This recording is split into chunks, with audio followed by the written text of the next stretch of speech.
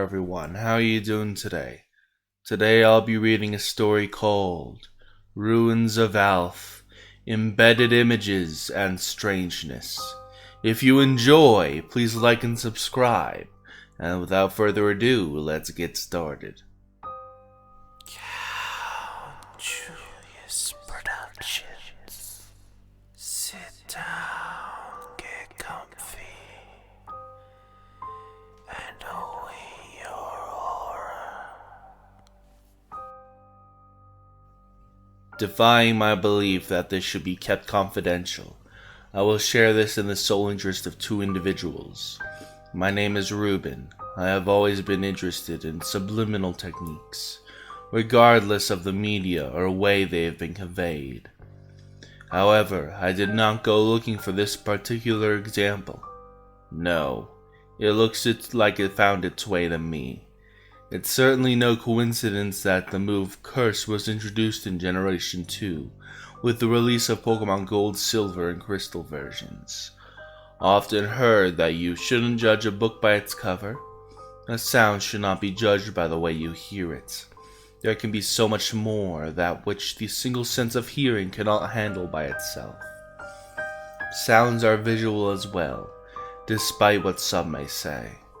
Any piece of music can alter your state of mind and emotions. What else can sounds do?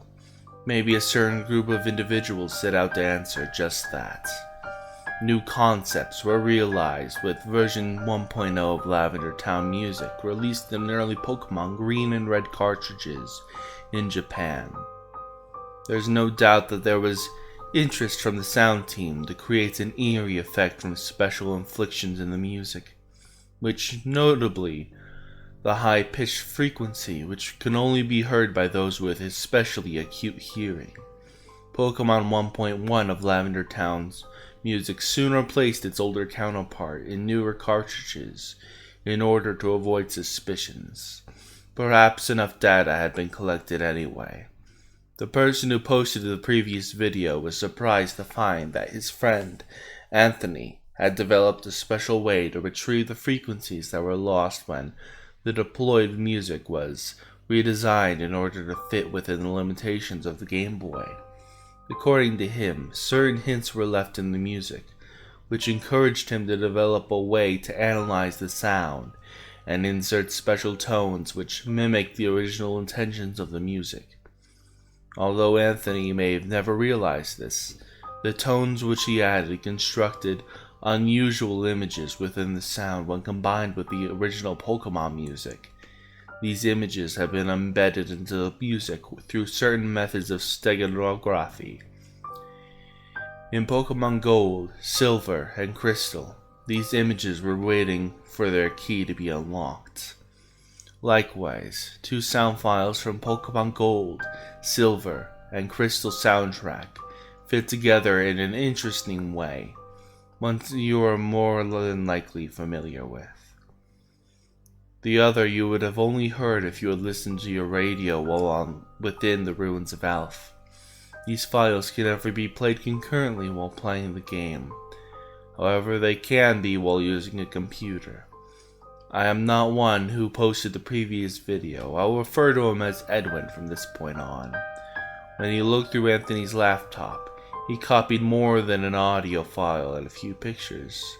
Edwin found an entire algorithm which Anthony had written, which was able to reconstruct the lost images within particular Pokémon sound files. Anthony had created the sound file featured in the last videos from this algorithm, and a generic binaural beat, which he had downloaded from the internet, and many viewers/listeners have recognized. Subsequently, after discovering Anthony's creation, Lavender.wave, and his homemade algorithm, Edwin himself became obsessed with the oddness of Lavender Town. Despite what he wrote in the previous videos, he did not lose interest. Edwin spent his time up to posting the last video testing Anthony's algorithm. He became quite familiar with it, and tried on numerous sounds from early Pokémon games. Eventually, he tried combing the ruins of Alph music with the erratic sounds that play on the radio. After running this through Anthony's algorithm, results even more astounding than Anthony's original discovery were found. The outcome is this video. To my dismay, I am the sound enthusiast which Edwin mentioned in the description of the last video. This is why I know so much of his ordeal, and I have felt the need to write this for the description as well as the post of the video. Edwin contacted me through the internet requesting help with the Lavender audio file, so I sent him a spectrogram program. He began to send me more and more details about the problems he was facing. As time went on, and I grew to know him pretty well. Eventually, he sent me the password to this account along with a terrifying note. Even after researching the sounds which caused Anthony's death for so long, I still don't feel better about it. It was my fault he died. If I had just played through my blue version with him, he wouldn't have become so interested in the Lavender Town stuff. We would have just kept playing. He was my best friend, but I let him down. I wasn't a true friend. It's like I hardly knew him anymore after we went our separate ways. I can't stand living with this burden. He attached the audio file, playing in the video game above as well with the password, so I could access this account. To say the least, I was baffled at the time.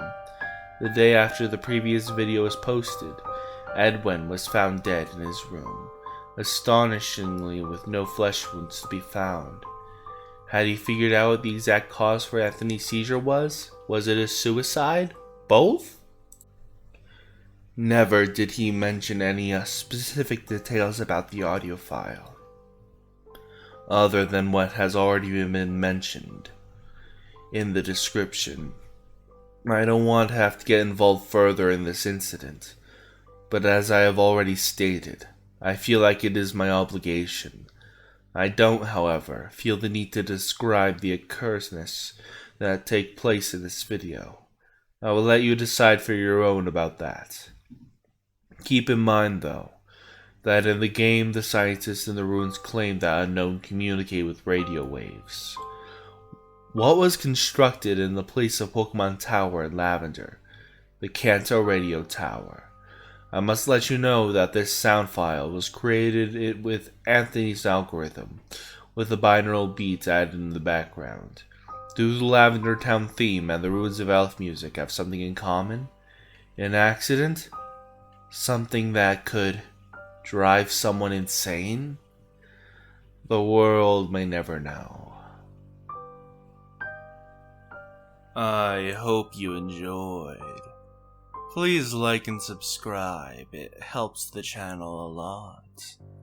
See you next time.